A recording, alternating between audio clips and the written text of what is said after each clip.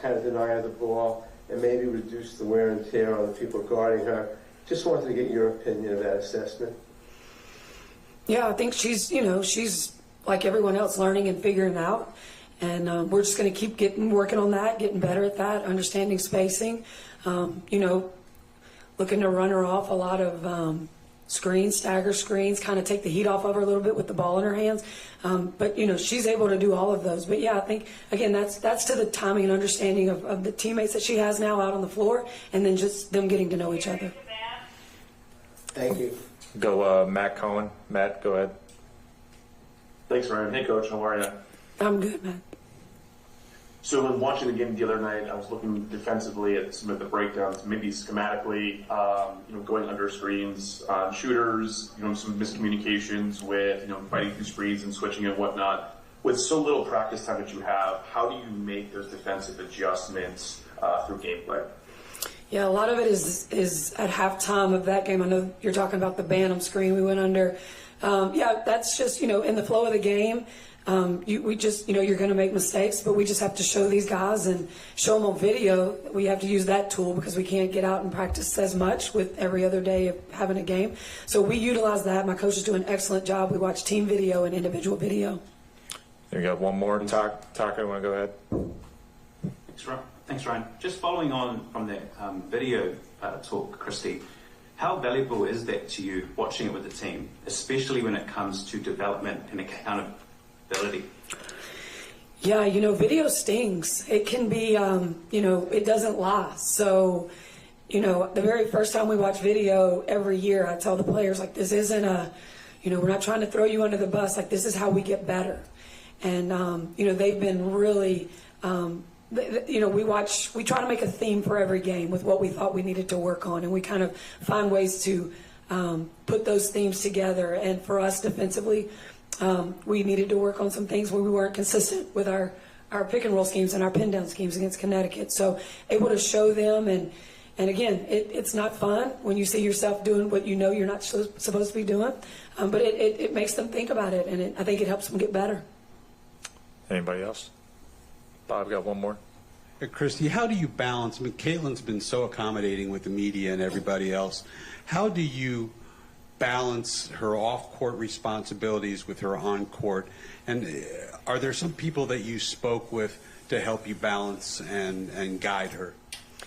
Yeah, this is such a new thing. There's never been this many people in this media room, right? So we're all kind of trying to figure it out ourselves. Ryan and I talk regularly. I know he's talking to the league a lot. We just want to make sure that we're taking care of our players, taking care of Caitlin, making sure that, she's not spending time doing things where she's trying to get ready for a basketball game. So this is all new, and we're trying to figure it out. Yeah, one more here in the second row. This is just a fun one, Christy, that I've always wondered. How many calories do you burn per game, do you think? Oh. And is there anyone in the league that burns more than you? You are more active than any coach, and yeah, I think many players, you could argue. Well, I hope it just feeds off to my players. That's what I'm hoping. I'm emotional, I'm passionate, and they know it. And yeah, I can probably, I don't know calories, probably 10 to 12 pounds a season is kind of where I usually am. All right. Thank you, everybody. Thank you, Coach. Thank you. I thought you might keep it like on your Apple Watch. Well, yeah, I thought that. There are times when she's like doing defensive slides with this mic.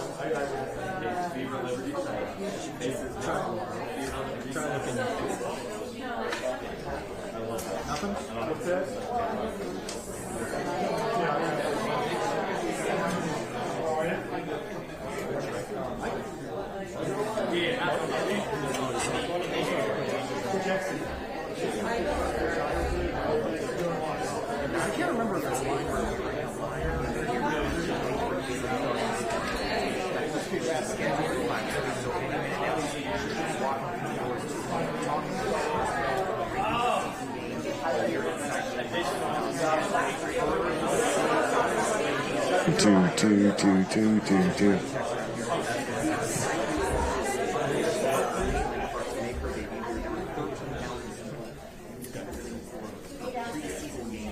Back in the Fieldhouse last week, and that excitement was here inside the arena that night. Hasn't really that much more time to get ready to take on Liberty at 7 o'clock here in Indianapolis. There's signs across the area for right there downtown on the side of the hotel, up here in the park. We saw that was her first regular season. And yeah, she finished with 20 points, but also had 10 turnovers. And I think that was part of the process of learning different speed of the game, different contest. But let's face it, well, it's the senior level. She's obviously adapting well, but there's definitely going to be an adaptation process.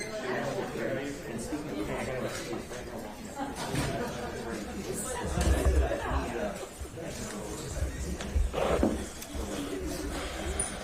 All right, guys. Whoever's got the mic, somebody's got it. Joe's walking around. Whoever wants to start, let's start right in front of the mic here. Hi, Caitlin. I know you watched a lot of Sabrina when you were in high school. One of the players you watched a lot. What's it like, sort of know that, sort of have that experience going against her, and obviously another great point guard in Courtney Vandersloot? I know you want to beat them, but is there some excitement just going against those players? For sure. Like, Sabrina was definitely somebody. Like, I remember buying the Pac-12 network because, like, as we know, the Pac-12 network, we're not even sure if it's a real thing. It's not a real thing anymore. But in high school, it was hard to find in the Midwest. So we found it, though. But she was definitely somebody, like, I loved watching. And obviously, Oregon recruited me. So when I went on my visit there, like, Sabrina was around the whole time. And you just got to see how genuine of a person she was, on top of being the best basketball player in America. And I think just the way she took Oregon to become a powerhouse, like, obviously that's something I loved, and that's something I wanted to do at Iowa.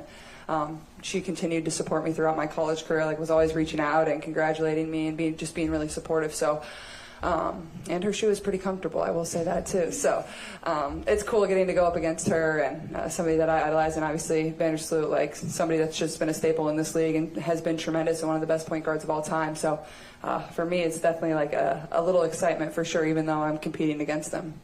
Stay in the front row. Hey, Caitlin, with, the big billboard of you outside, the pregame party outside too, just how much is the outside excitement and energy feeding into you surrounding this home opener tonight? Yeah, I think you can just, like, feel it. Like, it's just like a great buzz. People are excited. Like, when I was driving here, like, people on the streets in fever gear, like, you can just feel the buzz and excitement around this team, not only for this game tonight, but just the entire season. And obviously we're going to have our hands full tonight with, one of the best teams in the league, but you can't ask for a better home opener. Like, this is what gets people excited matchups like these. So I know our group's ready and prepared, and for me, like, it's fun. Like, you look around, you soak it in, and you can't really script it any better. Stay in the front row. Kate, I'm Lauren Moss from WNDU in South Bend, but I'm a Hawkeye. So thank you for everything you've done for the university. I have a little video from some of your friends at the Children's Hospital that I've been working on. I would love to show you. Do you mind? Sure. How long is it? 30 seconds. Okay. Sorry. You want to hit play? Oh, cute. Too bad you can't all see it. Sorry, guys. Aww.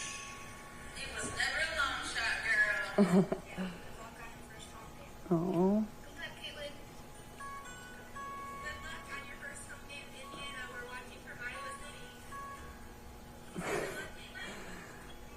He didn't want to say good luck to me. Oh, that's cute. Oh, that's very sweet of you. I appreciate that. I like that. Thank That's you. amazing. Yeah. Hawks. You got to get the dogs in there next time too. The therapy dogs. Those are my boys. Caitlin, I know it's only been a couple of weeks, but how have you been able to balance the responsibilities that you have off the court? I mean, you're talking to us, 3 times today? Yeah, I mean, that's crazy. I love you guys, but woo, I think we need to cut that back. Maybe Kathy can help me out. You got that, Ryan? Yeah. Yeah, we're talking about it. But how have you tried to balance those responsibilities with what you're here to do, what you're paid for? Yeah, like, this is my job. Like, it is my responsibility. So I think it's just something you accept, and it comes with it for every single player, whether you're talking to the media or not. Like, this is something we all have to do, and other players around the league are doing it too. So it's the same for everybody. And at the same time, like, I'm lucky, and for me, this is fun. You guys keep it fun. I mean, I feel like you know everything about my life at this point. Like, I don't know what more there is to say, but I guess, like, for me, like, basketball is my main priority, and all this, kind of just comes with it. But yeah, I think more than anything, like, this is just your job. It's your responsibility, just like all of you and your jobs and your responsibilities. It's the same for me. Go third row in the back. Caitlin, your first home game in college, I think there were like 350 people there, the pandemic. Yeah. Do you have any memories of what your emotions were that night when you were starting your college career? And does that feel like yesterday or forever ago or a little bit of both?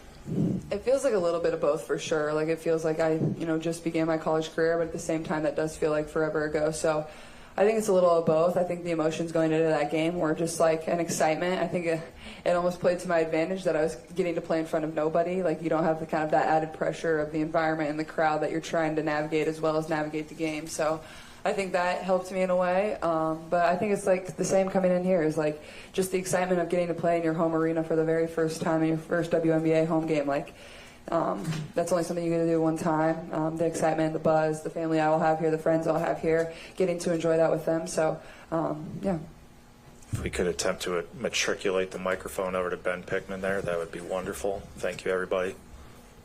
Yeah, I was going to say, that's a That's great a word. good one. That's a good one. That's Ben, go ahead. Yeah, in the back here. Caitlin, you said on Tuesday pregame that, that was up there with one of the best moments of your life. I guess reflecting on Tuesday, was that one of the best moments of your life? And I guess how do you compare the moment you're about to encounter tonight? Yeah, it was still obviously great. Like, I don't beat myself up too much over one performance. Like, I think that would be a little bit silly. Yeah. Do I wish I would have played a little better? Absolutely. But at the same time, like, I have great perspective on everything that happens. And I think the same in my college career. There were some moments that were absolutely amazing. And there were some moments where I was not happy with how I played and how I performed and how my team performed. But, that's just life. That's just basketball. I think, like I said, like, giving yourself some grace. Like, yeah, I was frustrated and I knew I could have performed a lot better. But at the same time, like, that's my first WNBA game. Like, it's a great learning opportunity for me against one of the best teams in the league. And for myself, like, yeah, maybe like individual-wise and team-wise, it didn't go how I wanted to, but the memories from that game and like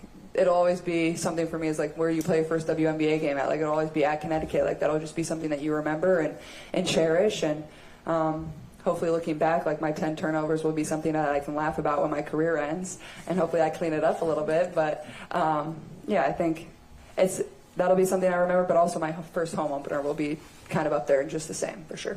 James, go ahead. Caitlin, obviously you're in a unique position, a lot of attention when you play. I always want to ask you, are the games freeing for you? Because it's only so many people that can be on the court or around you during those moments. Like, does it just give you a freeness to just go hoop?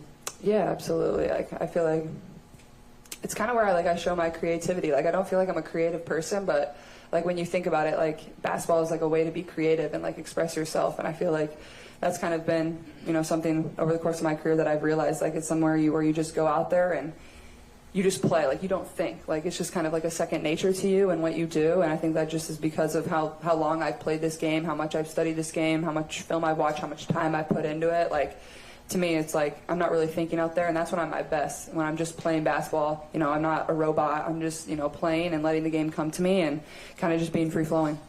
Here we got two in the back. We'll just forget the mic. Zach, go ahead. Yeah, just go ahead. I'll talk about it. Okay. From a practical perspective, the turnaround from the college season to the W season seems just absolutely insane. What is it like playing in regular season games this soon afterwards? And also, does Ryan deserve a raise? Of course, Ryan deserves a raise. I don't make those decisions though, so you got to talk to somebody else.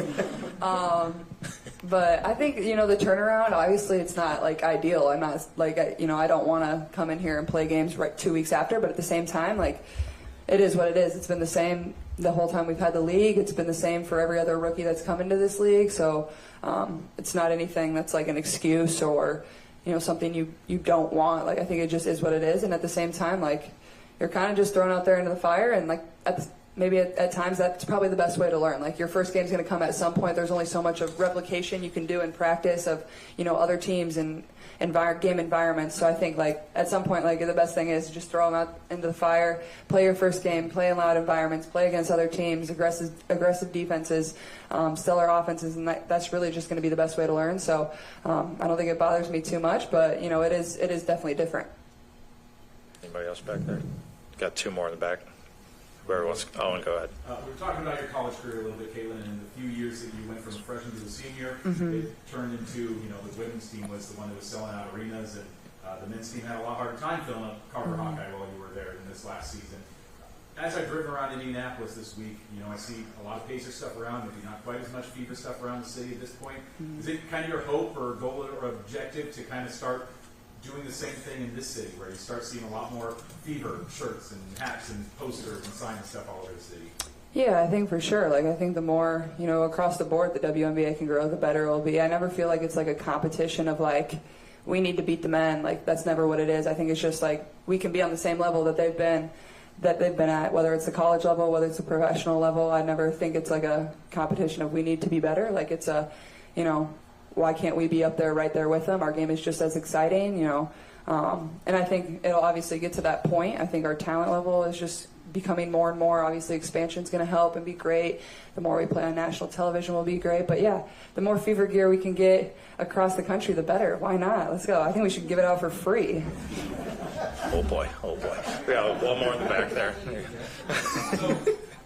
In Connecticut on Tuesday, now back in Indiana today, you're already starting to see the schedule, tons of games in a short amount of time. Mm-hmm. How is that preparation process, kind of different than college in terms of going from game to game to game, which is a couple days? Yeah, I think it's a lot more like mental preparation than anything. Like in college, like you usually have like an off day and then you get another 2 days to prep for the next game. Like you don't have that here. Like you get home at 4 a.m., you come to practice at 2 p.m., like you're prepping, you're getting ready, you're watching film of the night before, then you got to watch film of your next opponent. Like you only have, so many hours, but at the same time, that's the same scenario for every other team. Like it's not like anybody's getting the short hand here. So I think more than anything, it's just a mental preparation. You got to take care of your body. You got to watch more film. There's only so much, physical stuff you can do on the court as a team and as an individual. So I think that's just going to be the biggest adjustment is, taking care of your body and taking care of your mind, but also like almost playing the game in your mind before the game actually starts, because you're not going to be able to do that on the court during practice. All right. Thank you, everybody. Thanks. Did you hear Mizzou? I didn't. Shoot.